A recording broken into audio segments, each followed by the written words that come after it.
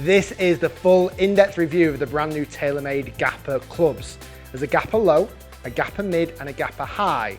I've taken these three clubs out on the golf course to test them thoroughly, and I've also put them through their paces on GCQuad to give you the most information around these new TaylorMade GAPR clubs. Hi guys, it's Rick Shiels down here at Quest Golf Academy. If you're new to my channel, welcome. If you want to subscribe, hit that subscribe button so you don't miss out on any of the videos I'm releasing on my channel. Hit that like button if you enjoyed this particular review, and also leave me a comment down below. Share this video around, and lastly, check me out on Instagram at RickShielsPGA so you know what's coming up on the channel soon. So here we have the TaylorMade GAPRs, GAPR low, GAPR mid, GAPR high. These three options of clubs, TaylorMade are claiming, is going to fill the gap between a player's longest iron and their fairway wood better than ever before, offering different trajectories and different profile of head shapes. Interesting to see if that's the case, because hybrids have been doing a decent job of that over the last 15-20 years. The three pieces of technology that these clubs share is they are all adjustable lofted, which I love. I love that for a kind of hybrid type golf club. So you can go up and down by 1.5 degrees, which is great. And all of the three clubs, even the high, which is quite a chunky head, are filled with speed foam. TaylorMade's revolutionary new design that they've used in P790s, where the head is actually filled with a substance that helps performance and helps ball speed. We'll see if that's the case. But speed foam must be expensive because these clubs are top end. For each individual one of these, you're looking at £259. And when I've looked on the US sites, it's $250. So, whew, top end. One of the things that's interesting as well with the GAPRs, and I mentioned the price, you do actually get a nice head cover with all of the three options, with the mid, the low and the high. I don't know whether the guy who uses the low or the mid would use the head cover, but it's there as an option either way. Let's get them out on the golf course and I'll tell you how they performed. We're going to start off with GAPR low first. GAPR low is the slimmest profile of the head shapes. It's more designed for your better player. It's more designed for a low penetrating flight. I've got this in a 2-iron, which is 17 degrees, and I took it on the golf course and I saw exactly what I expected to see. A low penetrating, fizzing ball flight off 2 or 3 of the tees that I hit it off. I didn't see options, and I tried, where I could hit it super high or super low. It felt like it was just a low bullet of a flight, and I hit some bad ones and I didn't get loads of feedback. I didn't get lots of forgiveness. It was a more punishing club and I didn't hit the middle of the face. I also hit some shots out of some deep rough with GAPR low. Now, whether it was because of the loft or the head shape, it was a struggle. I really had to make good connection to get it out the rough. Maybe mid or high might be better options if you're looking for a club in the rough. On GCQuad, when I hit it in the academy, I was getting 235 yards of carry. The ball speed was just under 150. The flight, again, like I saw on the golf course, was low. It was coming out at only 9 degrees of launch and just flying. Off-centered hits again, got punished. That was my big overview of the GAPR low. Great for links golf.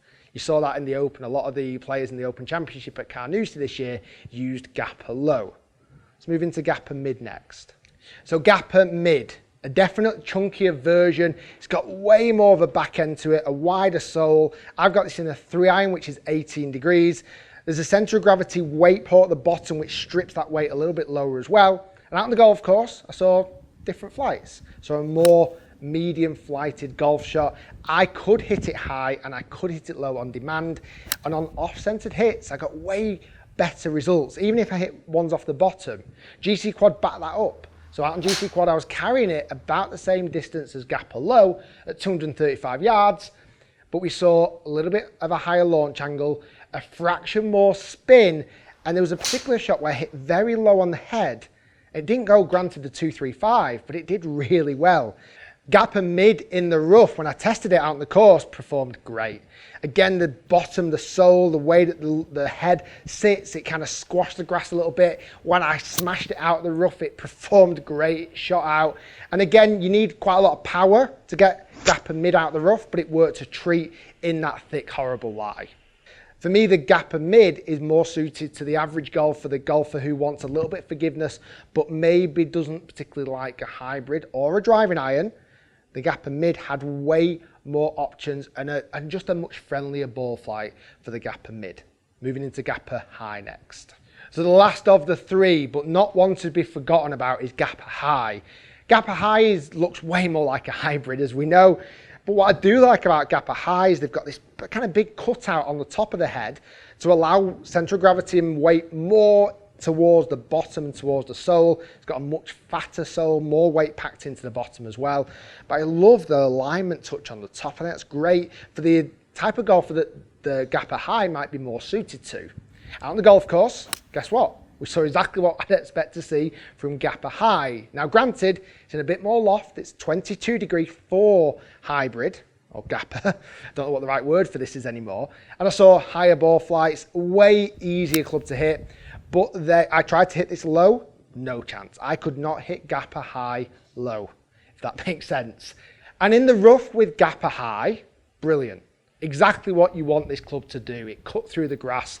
The loft helped, granted, on this club, but it made the shot out of the rough much easier than the other two options where, I say, GAPR low was just so hard to do. GAPR High out the rough performed great. And if that's a club that you're more looking for, then GAPR High would be an option. If you're hitting it more out the rough, if you're hitting it on second shots, GAPR High would be definitely the choice you'd have to look at. Get back into the academy, GCQuad. Distance obviously wasn't as impressive with GAPR High just because the loft differences.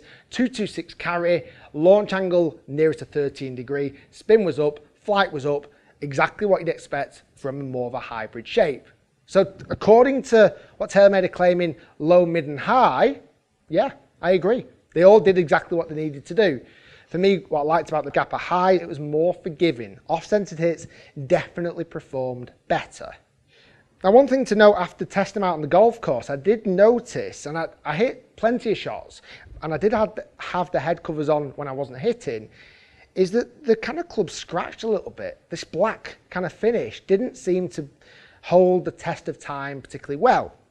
And for such an expensive club, you'd want it to stand the test of time. It's not more like a chrome finish where little nicks and marks don't show up as much. These black headed finishes definitely showed marks, which would be a concern for me moving forward.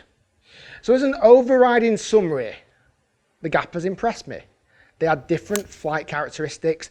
They all felt relatively similar on the strike and they all sounded very similar even though they're different head profiles. Deep down, I don't know how much impact speed foam is really having. It's not as if I hit the ball tremendously long. For me, the head shape is a bigger story about why the ball flights were different and why the shots were different and why some I preferred hitting out the rough and some I preferred hitting out the tee. Like I said at the start of the video, speed foam must be expensive because these are top end. The looks, the finish, the actual complete article I'm impressed with. And what I do like about these options is that the 2-iron, the driving iron's quite a sexy iron. You know, a lot of golfers that, I don't know, maybe don't have the ability level to be using a 2-iron and they desperately want to, have options potentially now. They might opt for the GAPR mid, which by the way, I think's the shining club out of the three. The GAPR mid for me gave way more options of ball flights. I think it's going to cater for a wider audience of golfers. And to be fair, it's probably the one that I would put in the bag, which surprised me. I thought I'd been way more GAPR low, but for me, GAPR mid had just more options, more choices. As an overriding review, I think as the gap between longest iron and hybrid and fairway wood, yes, it's been a gap that players have struggled to fill, but it's not as if there's been nothing there. Hybrids, and I think TaylorMade may even been the first guys to bring out hybrids. They've been killing it. Obviously, TaylorMade acquired Adams a few years ago, and these kind of feature a little bit of Adams designs and kind of features, and that gap is going to be filled hopefully better than ever before. Get fitted, make sure you test them, give them a go, because I think there's going to be options. You've got to be aware that these are expensive clubs. Thanks for watching, guys. Stay tuned, lots more to come. If you enjoyed the video, smash that like button, leave me a comment down below. If you're new to my channel, hit that subscribe, hit the bell icon so you don't miss out on any of the videos moving forward, and share this video around. If a guy struggles off the tee, let him know that there's options out there. Thanks for watching, guys. Stay tuned, lots more to come. And that was my full in-depth review of the TaylorMade GAPR low, mid and high. I'm sick of saying GAPR now. We're done.